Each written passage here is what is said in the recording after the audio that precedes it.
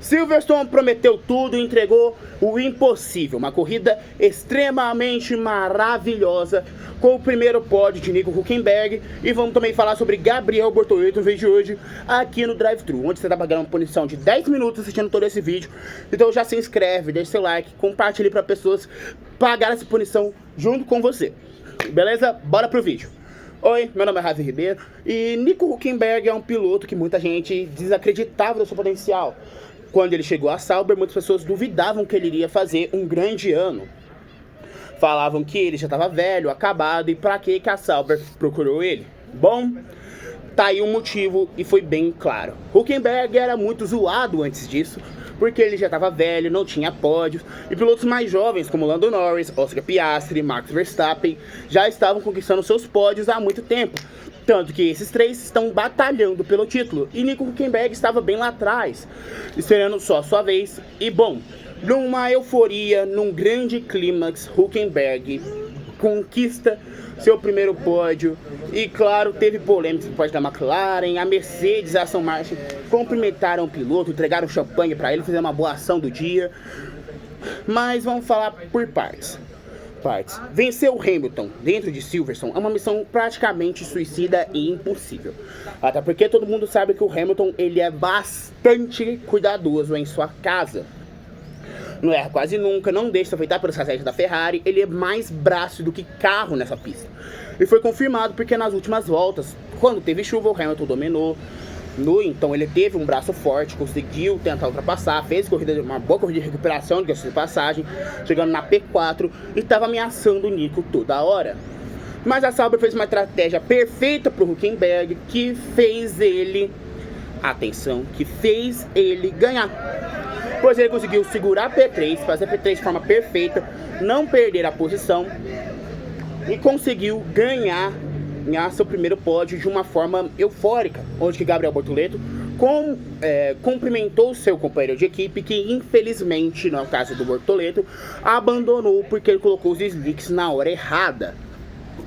Porque a Ferrari colocou os pneus slicks também na hora errada, principalmente por causa de Charles Leclerc, mas pro Hamilton foi bem mais certo, só que pro Leclerc eles cagaram tanto que o Leclerc ficou em 14ª posição, enquanto o Hamilton ficou na P4.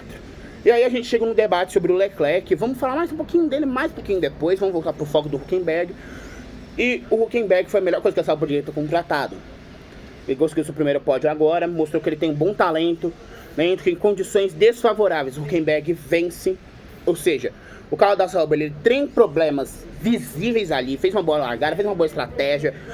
O Bortoleto já estava mal em Silverstone, hoje foi a primeira corrida que foi culpa do Bortoleto, na minha visão. Apesar que, claro, teve a estratégia errada da Sauber, de oferecer ele para pegar a chuva e tal dos slicks que a pista estava secando, ter a estratégia errada, ter essa cal errada. Mas eu vejo que nos próximos treinos livres, antes disso, o Bortoleto já estava com dificuldades em Silverstone. Isso tem que ser falado, que o Bortoleto estava com dificuldades em Silverstone e era uma coisa que era muito, meio que difícil de se acostumar e se adaptar. Beleza? Show! Vamos agora à próxima pessoa envolvida nessa corrida, que nós temos que falar da polêmica que houve no GP da Inglaterra. Pela primeira vez não teve nada a ver com a FIA, mas sim com seus pilotos, Lando Norris e Oscar Piastri. Os fãs da McLaren já estão cansados de ouvir isso, mas vão ter que ouvir novamente, porque meio que Nico Hülkenberg foi ignorado na hora do pódio em banho de espumante. A McLaren deu banho em si mesmo e neles, porque a McLaren já estava pistola, o Lando estava pistola com o Piastri, porque os dois não conseguiram fazer uma boa estratégia, que combinaram, quem se favoreceu foi o Norris, o Piastri ficou lá atrás, a McLaren não deu ordem de para o Piastri passar o Norris, porque aí diminuiu o campeonato para 8 pontos, então meio que deu certo e funcionou, não deu uma ordem de equipe, algo que deixou o Piastri pistola, e algo que meio que deu uma tretinha entre os dois, mas não vai ser nada grave, provavelmente, porque são pilotos que se dão muito bem. Obviamente, quando estão brigando pelo título, eles meio que fecham um ao outro, mas isso é super normal. Pra mim, segue o jogo. A McLaren, ela vem acertando. Eu acho que isso não tira a glória da equipe de Woking.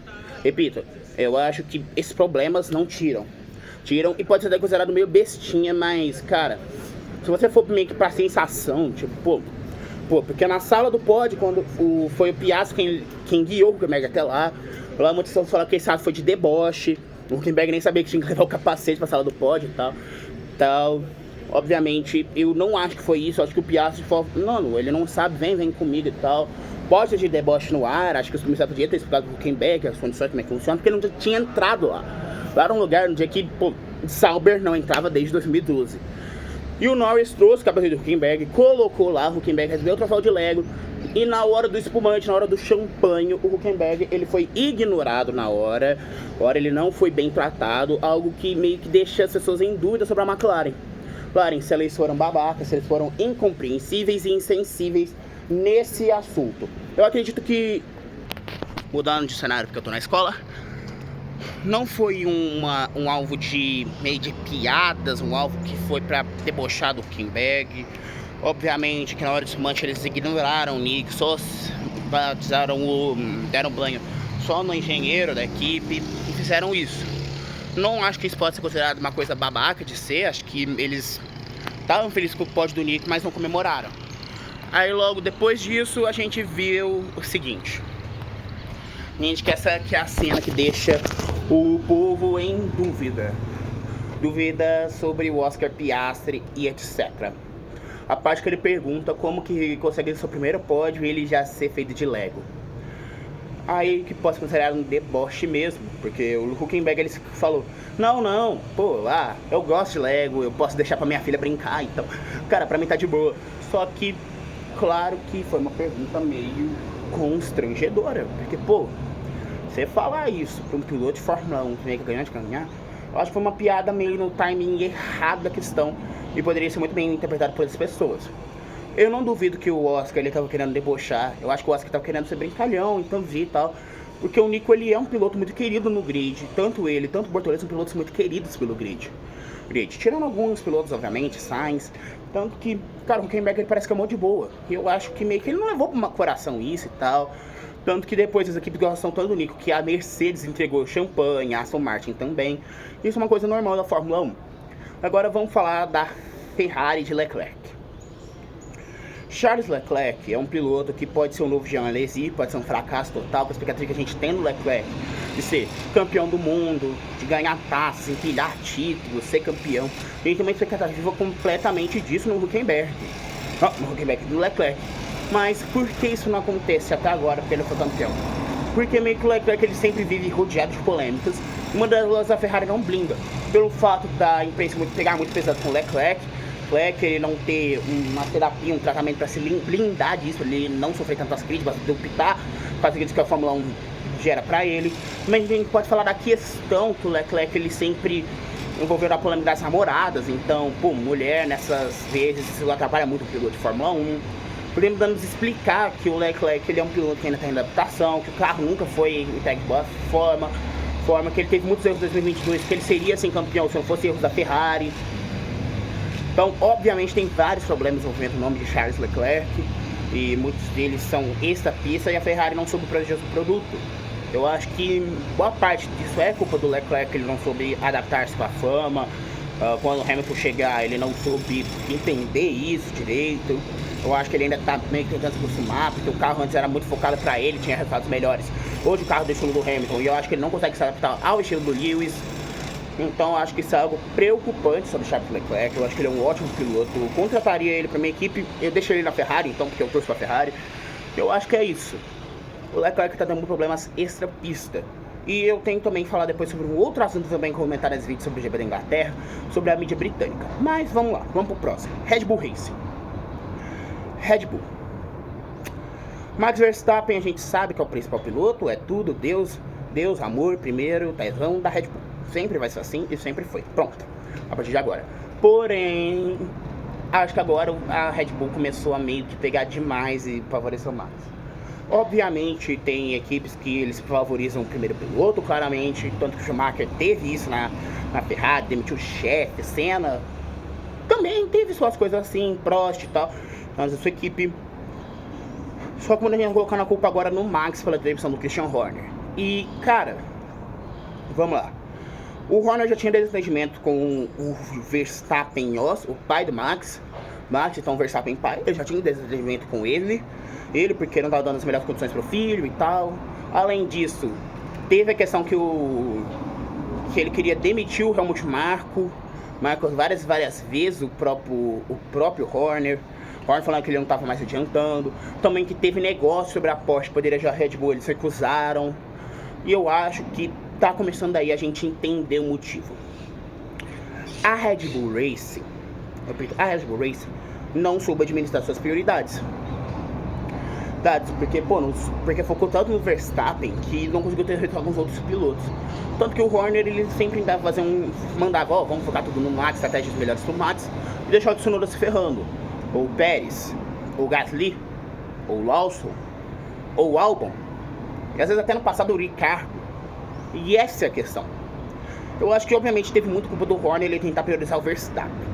Obviamente que o Verstappen também pediu a cabeça do chefe, porque por causa do campeonato de construtores, ameaça a saída. Talvez o Verstappen ele não saia da Red Bull por causa da edição do Horner, ou talvez ele saia porque demitiram o Horner. Eu acho que a Mercedes é o melhor destino para o Max Verstappen atualmente, porque não dá para lidar. Antonelli, piloto jovem, ele já está acostumado com isso. E caso o Verstappen saia, o melhor nome para a Red Bull nesse momento é Isaac Hadjar e Yuki Tsunoda. Da Red Bull B, na Toro Rosso, na AlphaTauri, na Visa Cash PRB, na Minardi, na Red Bull Minardi, como eu posso falar qual é o nome da outra? Na Visa Cash App Racing Bulls, que já teve muito nome essa equipe. Poderíamos deixar o Lindblad, que é um ótimo piloto jovem, ele consegue se adaptar, e principalmente, obviamente, claro, o famoso... Aí que tá, a gente pode contratar o Bortoleto? Eu acho que não vale a pena. Pra mim, deixarei de novo o Liam Lawson. E tá aí, são dois pilotos bons, uma equipe boa, ou seja, são pilotos jovens, dinâmicos, porque o Tsunoda ainda tá sofrendo com o carro. Talvez o Tsunoda pode ser trocado pelo Lindblad, mas ele tá muito jovem. E pra Red Bull, eu ficar preocupado com o Hadjar na Red Bull Racing agora, porque o Horner tava lá e talvez não aproveitasse o talento do piloto. Com o Laurent Mekies, pode ser algo diferente. Eu acho que o Mekies, ele sabe aproveitar o trabalho dos pilotos. Ele fez um ótimo trabalho na Red Bull B, na Toro Rosso, AlphaTauri, Visa Cash PRB, B Racing Bulls, Minardi, chama do que quiser essa droga. Ele fez isso. Ele fez um bom trabalho. Fez a equipe tá melhor que a equipe A, com todo respeito. E eu acho que o Horner não foi demitido por questão de Verstappen, por questão de tudo. Não, só foi demitido por resultados desde 2024. É isso.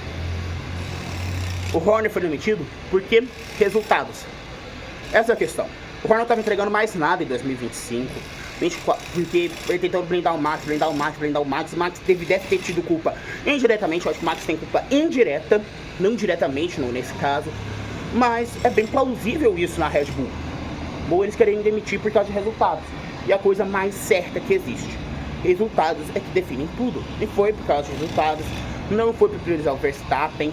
Dito isso, eu acredito que o destino do melhor para ele, no caso pro Christian Horner, seria a Ferrari, porque é uma equipe que ele consegue ter uma dominância total, colocar o seu jeito, uma equipe que está tão desesperada que qualquer coisa serve.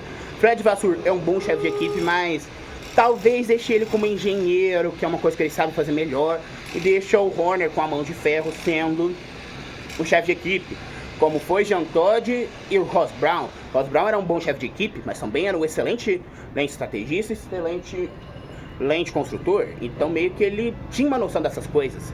Em resumo, é isso que eu penso sobre a Fórmula 1 atualmente, mente sobre o estilo de Christian Horner.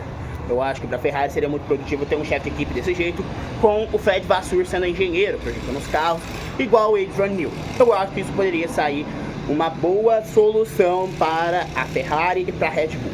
A Red Bull vai sair muito bem com o Mekies. Ano que vem a Red Bull já tem seu motor fábrica, até porque Ford, você não sabe, é literalmente um nome dado, porque é só um apelido Ford, de patrocínio, porque esse motor é totalmente Red Bull.